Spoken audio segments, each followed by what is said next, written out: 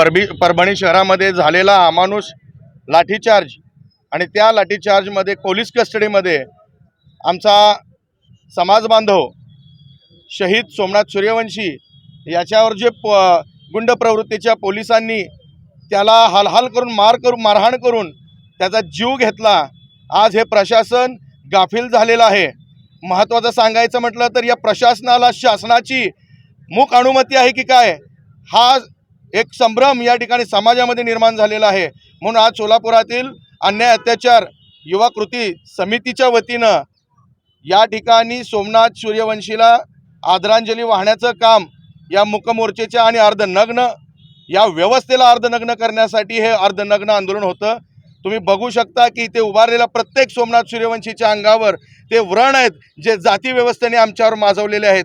ज्या जातीय व्यवस्थेची पाठराखण हे शासन आणि हे प्रशासन करतंय आणि या प्रशासनाला हाती धरून पोलिसांना समोर करून इथल्या आंबेडकरवाद्यांचा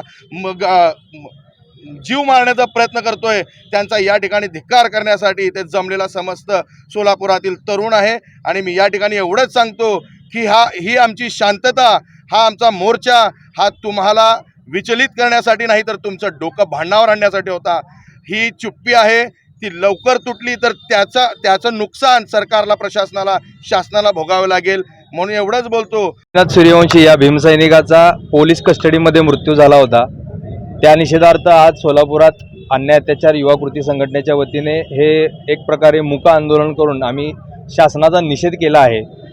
सोमनाथ सूर्यवंशी याची हत्या ही प्रशासकीय हत्या असून आमची या आंदोलनातून एवढीच मागणी आहे की जो तो पोलीस निरीक्षक आहे अशोक गोरबंड याला बडतर्फ केलं पाहिजे। तसेच या मृत्यूची चौकशी झाली पाहिजे, दोषींवर कठोर कारवाई झाली पाहिजे। संविधानाचे पालन करणं हे प्रत्येक नागरिकाचं कर्तव्य आहे, परंतु आज खुलेआम प्रत्येक दर 2-3 महिन्याला महापुरुष किंवा संविधानाबाबत छेडछाड किंवा विटंबना केली जात आहे, हे खपून घेतले जाणार नाही। आज जरी आम्ही इथे शांततेने आणि मूक आंदोलन केलं आहे तरी आम्ही आंबेडकरवादी आहोत। आम्ही बुद्धाच्या अहिंसेचा मार्ग वापरून आज आम्ही या ठिकाणी शासनाचा निषेध नोंदवत आहोत।